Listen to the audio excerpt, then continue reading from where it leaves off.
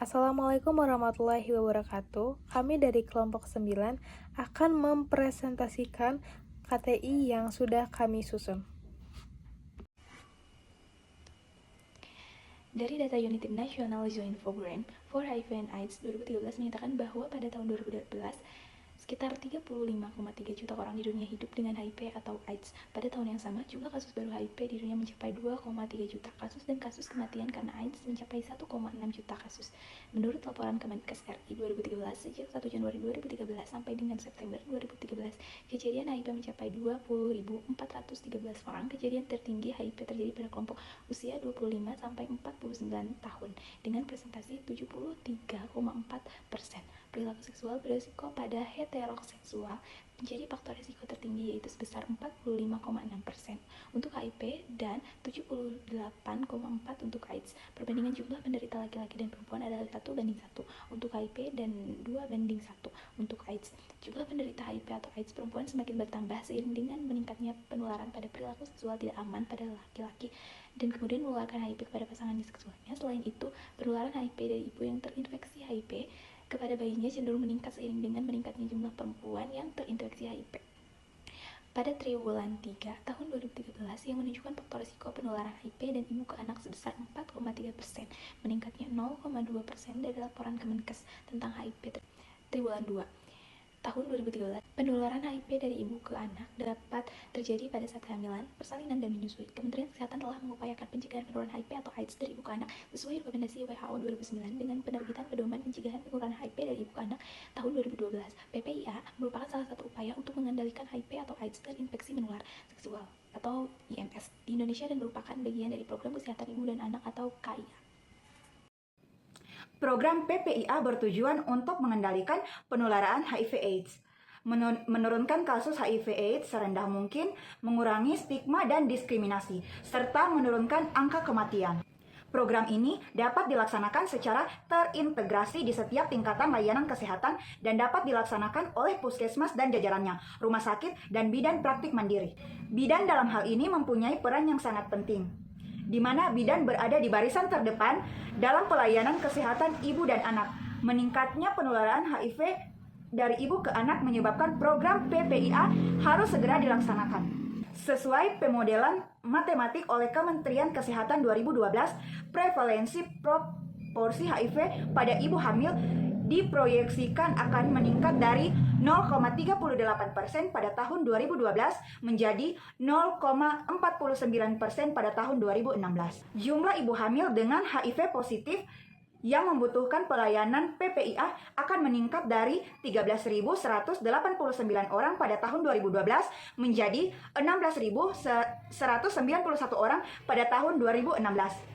Sejak Januari hingga September 2013, jumlah layanan PPIA yang dilaporkan di Indonesia adalah sebanyak 114 pelayanan dan telah melayani 4.364 ibu hamil. Jumlah penderita AIDS per 100 penduduk di Yogyakarta adalah 23,75% dan melebihi prevalensi nasional sebesar 4,54%. Persentase penderitaan HIV/AIDS di daerah Yogyakarta berdasarkan golongan usia. Yang tertinggi adalah usia pada 25-49 tahun, yaitu sebanyak 72,6%. Kota Yogyakarta menjadi kabupaten atau kota dengan kasus baru infeksi menular seksual tertinggi dan kasus kesehatan tentang HIV/AIDS triwulan 3 tahun 2013. Pelayanan PPIA di daerah Yogyakarta yang dilaporkan selama tahun 2013 sampai bulan September 2013 hanya menjaring 12 ibu hamil. Program PPIA harus segera dilaksanakan di seluruh layanan kesehatan agar penularan HIV/AIDS ibu ke anak bisa dicegah sejak dini. Program PPIA diintegrasikan dalam pelayanan KIA sehingga merupakan bagian dari tugas bidan di layanan. KIA salah satu penyedia layanan KIA adalah bidan praktik mandiri, tetapi PPIA belum dilaksanakan di bidan praktik mandiri karena belum adanya protap yang mengatur pelaksanaan PPIA di bidan praktik mandiri. Tujuan dari penelitian ini adalah mengetahui bagaimana pelaksanaan PPIA saat ANC oleh bidan di bidan praktik mandiri Kota Yogyakarta. Perkenalkan, nama saya Haya Al-Khalifah. mahasiswa S1 Kebidanan Fakultas Ilmu Kesehatan dengan NIM 251FI 11040. Di sini saya akan memaparkan poin pembahasan. Pentingnya pelayanan antenatal care atau yang disingkat ANC.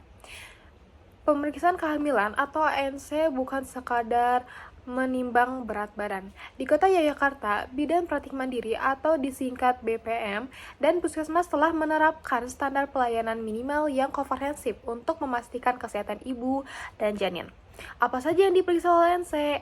Apa saja yang diperiksa saat ANC? Yang pertama, sesuai standar pelayanan ibu hamil akan mendapatkan pemeriksaan yang meliputi fisik dasar, pengukur berat badan, tekanan darah, dan status gizi.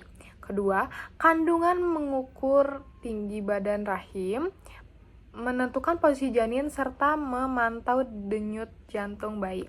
Ketiga, proteksi medis, screening dan imunisasi tetanus, lalu memberikan minimal 90 tablet zat besi selama kehamilan, serta tata laksana medis jika ada keluhan khusus. Berikutnya, persiapan masa depan, konseling, temu wicara mengenai perencanaan persalinan dan pencegahan komplikasi, serta KB pasca persalinan. Mengenai PPIA, melindungi buah hati dari HIV, pencegahan penularan HIV dari ibu pada anak adalah program krusial. Tanpa intervensi, resiko penularan HIV dari ibu ke bayi mencapai 25% hingga 45%. Namun, dengan penanganan yang tepat, resiko ini dapat ditekan hingga kurang dari 2%. Mengapa pemeriksaan HIV itu wajib? Kini, pertama dideteksi. Bidan adalah garda terdepan untuk mendeteksi dini komplikasi kehamilan termasuk HIV. Penurunan angka kematian, pelaksanaan PPIA terbukti menurunkan angka kematian pada ibu yang terinfeksi HIV. Integrasi layanan. Di Yogyakarta, layanan PPIA sudah menyatu dalam ANC terpadu yang mencakup konseling dan perawatan tes HIV kepada ibu hamil. Selanjutnya, di mana ibu harus memeriksakan diri? Terdapat pembagian peran penting antara bidan praktik mandiri atau disingkat BPM dan puskesmas. Bidan praktik mandiri melakukan pemeriksaan rutin harian dan tes laboratorium dasar seperti HB dan protein urin. Puskesmas menjadi rujukan utama untuk memeriksakan laboratorium khusus IMS, HbAg, dan HIV, serta USG. Catatan penting, ibu hamil wajib melakukan pemeriksaan kehamilan di puskesmas minimal 1 kali selama masa kehamilan untuk mendapatkan pelayanan ANC terpadu dan PPIA secara maksimal. Tips praktik untuk ibu hamil dan keluarga. Untuk memastikan kehamilan yang sehat dan aman, berikutlah langkah-langkah yang bisa kamu lakukan. Pertama, patuhi aturan dan rujukan. Jika bidan Anda di BPM menyarankan rujukan ke puskesmas untuk mengecek laboratorium, segera lakukan. Hal ini penting karena tidak semua BPM memiliki fasilitas lab untuk HIV dan IMS. Jangan takut tes HIV. Tes HIV saat ini adalah bagian dari standar pemeriksaan rutin, bukan karena perilaku beresiko. Mengetahui status lebih awal berarti melindungi bayi Anda 100% lebih baik. Aktif bertanya saat konseling. Gunakan sesi temu wicara dengan bidan untuk memahami resiko kehamilan. Jika merasa kurang jelas mengenai info HIV AIDS, mintalah penjelasan lebih mendalam karena bidan terus mendapatkan pelatihan berkala berkait hal ini. Konsumsi tablet tambah darah, memastikan Anda meminum minimal 90 tablet zat besi yang diberikan petugas kesehatan untuk mencegah anemia selama kehamilan. Siapkan P4K, diskusikan perencanaan persalinan, siapa monolognya, di mana tempatnya, siapa pendonor darahnya sejak dini bersama suami dan bidan. Perkenalkan, nama saya Elda Bunga dari Prodi S1 Kebidanan Fakultas Ilmu Kesehatan dengan NIM 251 FI 11043.